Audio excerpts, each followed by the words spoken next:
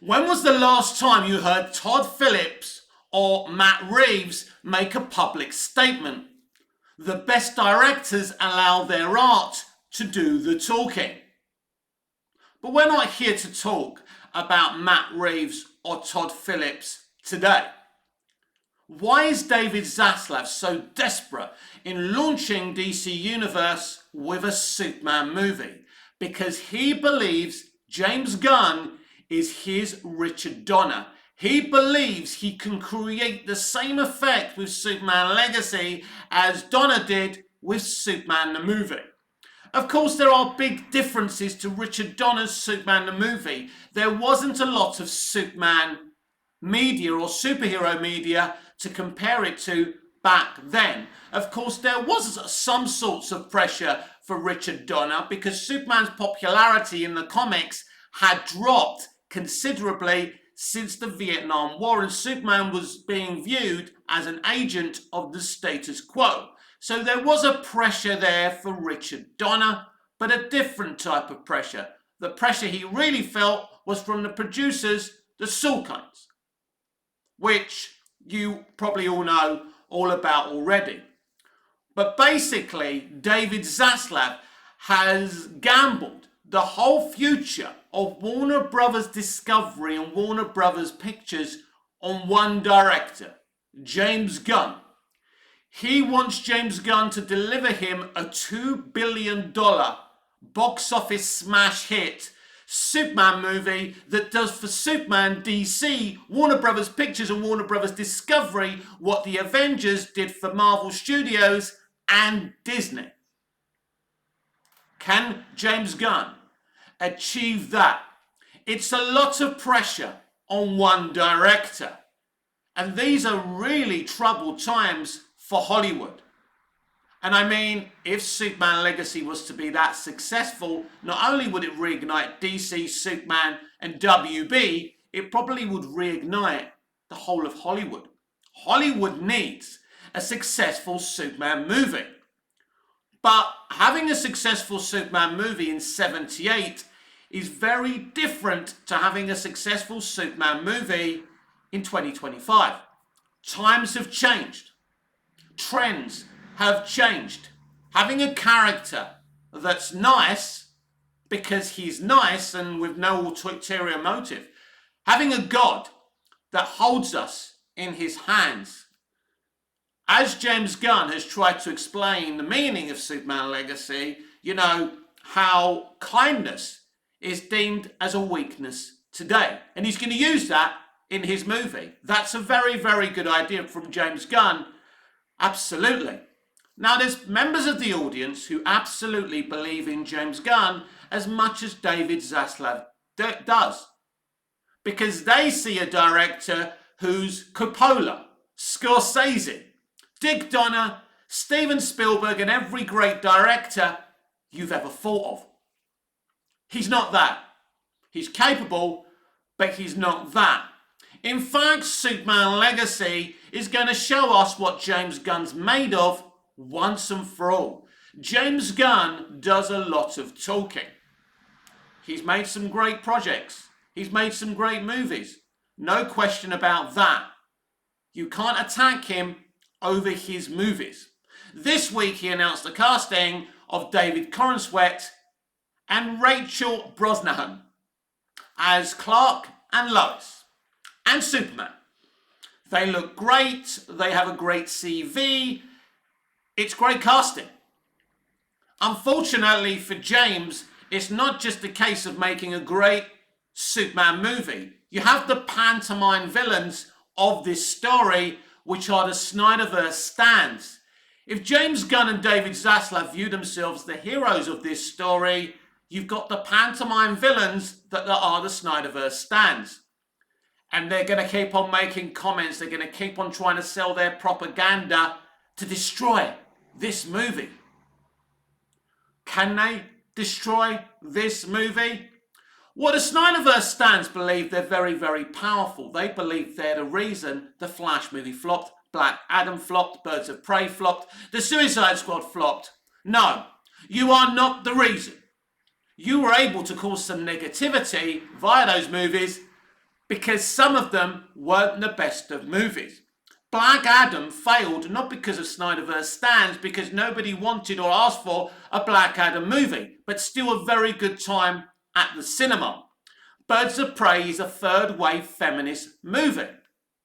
That's why that movie failed. It was drab, it was dour, it didn't work. The Flash movie was toxic from its very inception. Again, you are not the reason that film failed. So I would say to my beloved Snyderverse stands, and you know I love Snyder's 3 DC movies, you don't have the power you think you do. You cannot destroy a great Superman movie. But as I've said before, I am not Nostradamus, and I don't know if this will be a great Superman movie. But we do know that this is why David Zaslav is obsessed with Superman. He wants lightning to strike twice. He wants Superman Legacy to be James Gunn's Superman the movie. And he believes that James Gunn can deliver this to him. This is why Henry Cavill is history. They didn't believe with the history and the connections between Cavill and Snyder that would have worked. Henry Cavill was never coming back as Superman. I've mentioned that before. They recast it. Of course, we've spoken about, or the internet at least has spoken about, the likeness of David Corenswet and Henry Cavill. Yes, they hate Henry so deeply, they recast him with a younger clone. It's true. But ultimately, they both look like Superman. In truth, David Corenswet's casting, it wasn't really a James Gunn decision, it was a Superman fan decision. Superman fans have been begging for this lad to be cast for about 10 years. So basically they cast this lad, I think, in the majority because they knew that we would be happy as a fandom. I'm very sorry Henry Cavill isn't Superman anymore. I believed he at least had one more Superman movie in him. But it wasn't to be. So I'm not going to create propaganda and hate because I didn't get my own way. I love Superman. Superman's more important to me than any actor and any director. There is no best Superman movie and there's no best Superman. The best Superman is Superman. And he always wins the day in the end because he's a kind and sweet, hero. A superhero. The first superhero. Can Superman be relevant in a jaded society? Well, Nolan, Goyer and Snyder didn't really think so. So they made him a jaded Superman in a jaded society. That's what he was. They created a Superman in the real world, and ultimately it didn't work out for them, or Henry Cavill would still be Superman. A lot of people fell in love with Man of Steel because he was a real Superman in the real world. But that's not why Superman was created. That wasn't what Superman was created to be. Superman, like Cinderella, Barbie, Snow White, and all these famous iconic characters were created via wish fulfillment. That's why they were always a great sales pitch, because when you think about those characters, you imagine a world with these characters in it. And it makes it a much better world. You can't make Superman a real entity. That's not how it works. You can't put him in a real world. That's not what he was created to be. He is a mystical figure. He is you open the box of delights and you meet all these characters. You go in the wardrobe and you go into the Chronicles of Narnia. That's the point. These things are not meant to be in the real world. So there's a lot of angry people now because they don't want Superman, saving cats who are stuck up trees, and a smiley Superman and a bright, optimistic Superman. A lot of people are angry about that.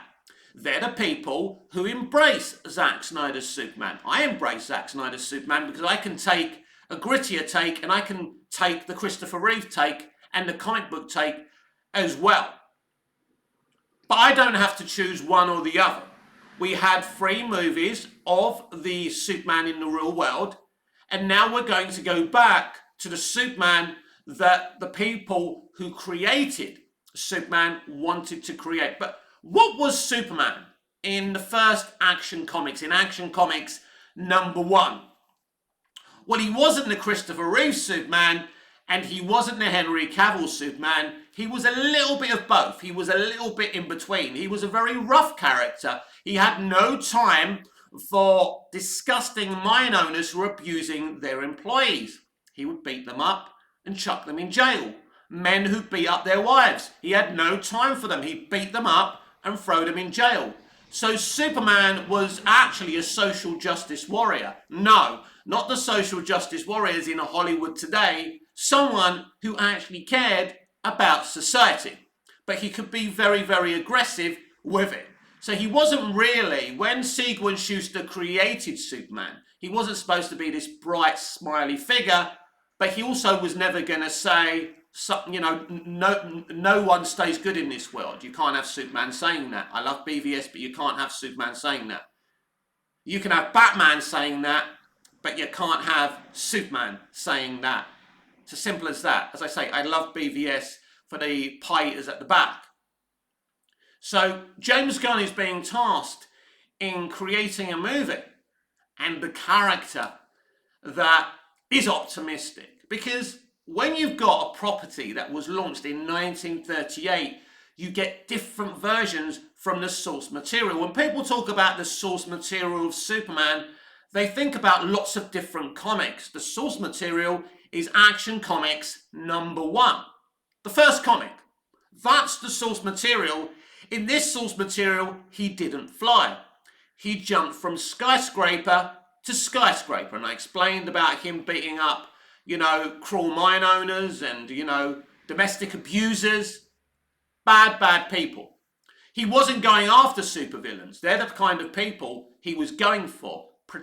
Basically, Superman in that first comic was about protecting working class innocent people, lower level people. It'll be interesting what James Gunn does about that, because not even Dick Donner really took Superman to that level, because no film has ever done that. Not even Smallville, not even the Lois and Clark show, not even Superman and Lois have ever given us the real Superman. And the real Superman is in Action Comics #1. Is that the kind of Superman I want to see in live action? Yes. Yes. Do I still want him to fly though? Because he doesn't in Action Comics #1. I think it's important that Superman can fly because that's part of something that he's famous for, even though it's not part of the first comic. I like what Zach did when he first flies. First he's jumping like he does in the comics, but then he flies. Exactly what he eventually does in the comics. Because you see, in the 50s, they created a Superman audio drama on radios. They had no TVs at that time. So they had what they called an Atwater camp. It was a radio. And every evening, they would listen to, I don't know, a 5-minute, 10-minute, maybe 20-minute Superman adventure. And they had these brilliant voice actors. And it was the theatre of the mind. Imagine the kind of world people used to live in. They actually had to use their imagination. Beautiful. It was that radio show that created the character of Jimmy Olsen and Perry White and Kryptonite. And I think that's the first time Superman flew as well. I'm not sure, but they did create a lot of concepts that we know from Superman today. So it was very, very pioneering. So if I was making a Superman movie, I would go with Superman being this social justice warrior. As I say, not an SJW, but someone who protects the innocent people of Metropolis. Someone who beats up the bad bosses and the bad husbands and the bad people and throws them in jail. That can be the lower level stuff we see him do. But then a bigger threat arrives, because unfortunately we do live in an era where people want to see big, climactic, epic movies. But I think we've had enough of Superman fighting aliens, and that's why my idea was always to use Metallo, also to use Manchester Black and the Elite, to kind of put on trial Superman's no-kill policy. But Superman Legacy will be a ready-made, outfitted DC universe with superheroes already in it. We just don't know what heroes are already going to be in it. Is it just the Authority, or will there already be a Batman? Will there already be a Green Lantern, etc., etc.? I can't wait to find out.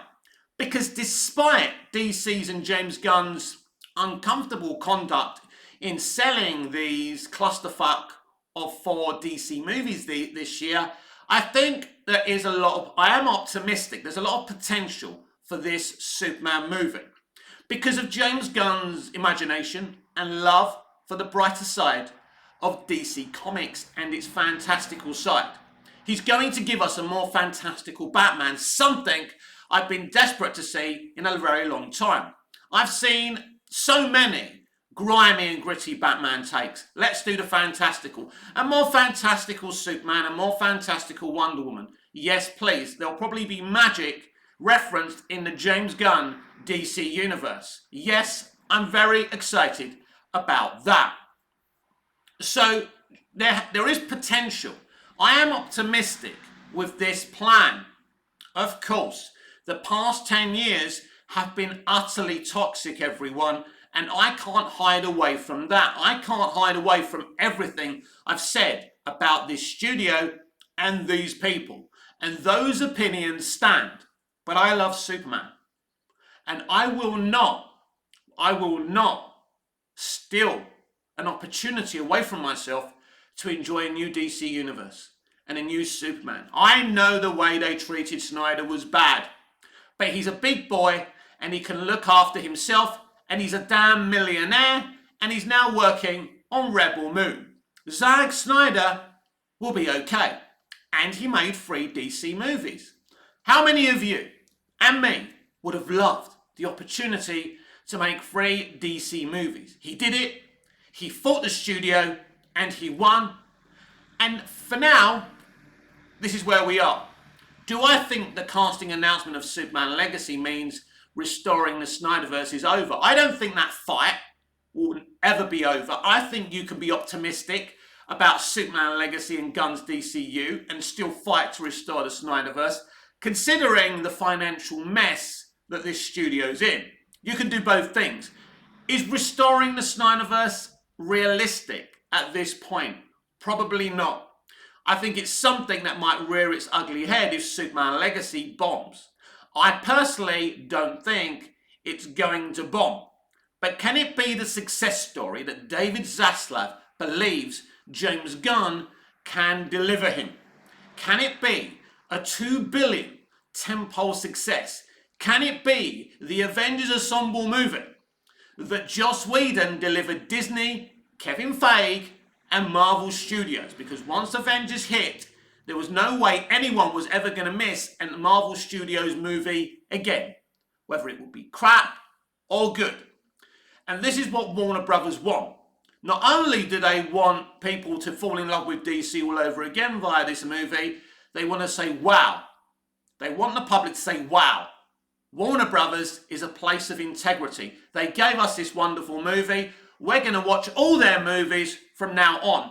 They want Superman Legacy. Zaslav wants Superman Legacy to create a new future for Warner Brothers Pictures and Warner Brothers Discovery. As I say, he's gambling the entire future of his career and his company on one director, Mr. James Gunn. And as I've already said, that's a lot of pressure on one man, a very capable writer-director. You know how I feel about James Gunn? I've had my doubts about him doing Superman. I've always said he's a capable writer-director. I believe that. I don't believe he's Scorsese. I don't believe he's Coppola. I don't even believe he's Richard Donner. But I believe he's a very, very good, new-gen director. But he talks too much. And he has an ego. Of course he does. This was a director who never thought he was going to be successful. All of a sudden he makes Guardians of the Galaxy and everybody loves him. His ego couldn't handle it. Now he's calmed down, believe it or not, since Guardians of the Galaxy. The firing he faced from Disney really did humble him. He's probably not as humble now as he was when he was first fired, but I think he's trying to be a more humble, better person, and he needs to be. That's the reason I asked you on the top of the show, when was the last time you heard Matt Reeves or Todd Phillips say anything publicly.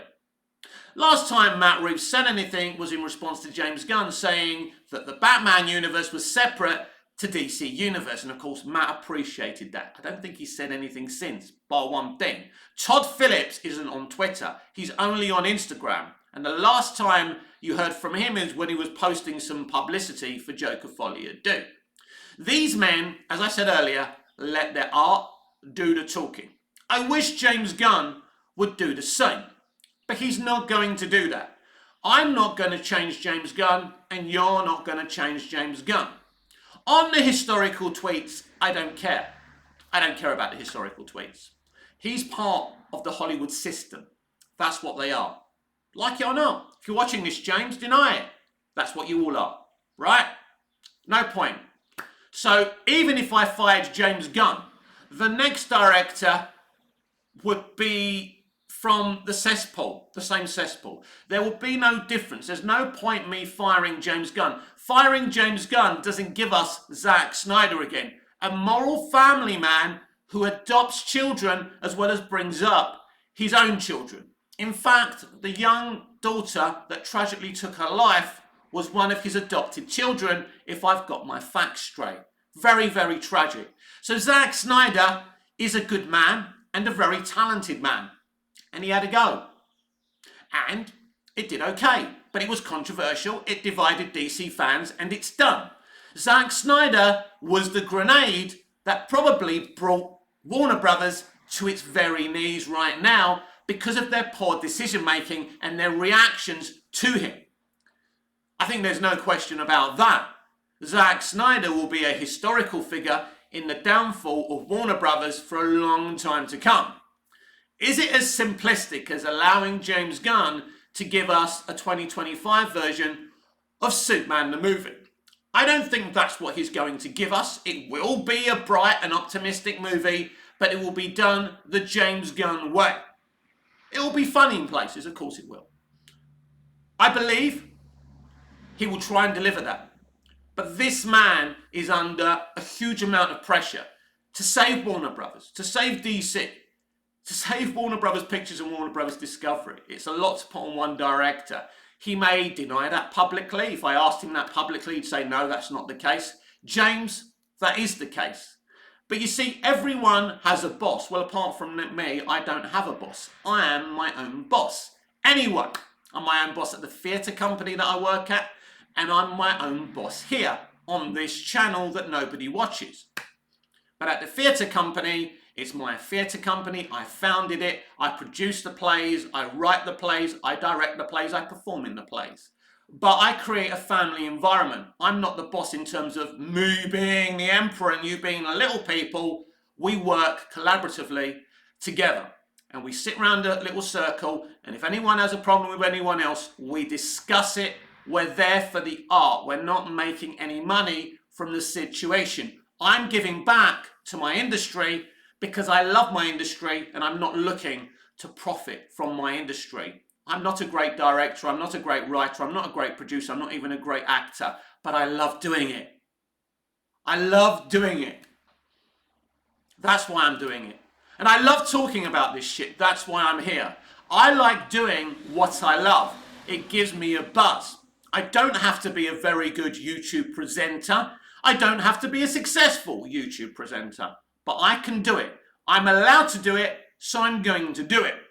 So a lot has been harnessed on James Gunn. This is the highest level of Hollywood. Basically leveraging your whole future on one director and one superhero. Because that's how deeply David Zaslav believes in James Gunn and the character of Superman. And I must admit, being a young boy, not a young boy now, but when I was, the first movie I ever saw, as you all know if you're new, Superman the movie was the first film I ever saw. So to use that film as an example to save Warner Brothers is huge. If my favourite superhero could save this corporate entity, that would be huge. Now, of course, I don't care about $1 trillion company, but I do care about my industry. And Warner Brothers has a bright history in the arts. So it's important. It carries on as an independent company. And if Superman, my favourite character in fiction, my favourite superhero, can save Warner Brothers, then I'm all for it. As I've said many a times, I'm not here for directors and actors. I'm here for Superman. I'm here for these DC characters. I'm here for the arts. I'm here for entertainment. That's what I care about. So, no, I'm not a here for Zack person. Love him as much as I do. I'm here for Superman. For many years now, people have been telling us that Superman is too overpowered and not relevant and not relatable. Can James Gunn prove everyone wrong? Can James Gunn prove that it's okay to be a nice guy? And the worst guys are not the nicest guys. And you don't have to have an ulterior motive to be a good guy. That's the story James Gunn is attempting to tell. And as I said earlier, it's a good way to go. Because we do live in a world where we're suspicious of people being nice to us. Every time someone does a nice thing to me, I'm a bit concerned that I've got a knife edged in my back. It shouldn't have to be like that, but that's what's happened in today's world. I remember the days when I was a little boy. My neighbour just used to walk into our front door or the back door in the kitchen. Hello, Marie, she used to go to my mum. It was a better world in a lot of ways. I know that we've become a more embracing kind of people, but I think that idea of an open door policy has changed. Everyone's scared of everyone. Everyone locks their doors, and that's a shame. But Superman is a character with an open door policy. He greets you with a smile. He will pick up your cat if it's stuck in a tree. You know, there's a reason why that moment in the Donna movie is quite important. Because this is a very powerful superhero. On his first night, he could have ignored that little girl. But ignoring that little girl wouldn't have been kind. And that's what Superman is. Kind. And in today's world, being nice, some people even say Superman's too nice. So James Gunn is going to take these elements that the character's been accused of bad traits and put them out there.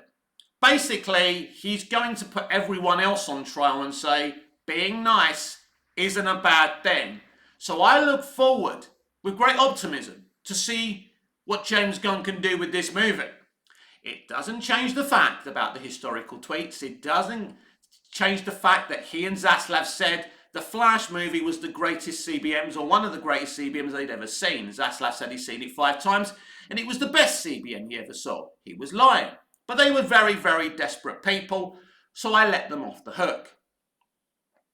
But Superman Legacy is this industry's last chance saloon.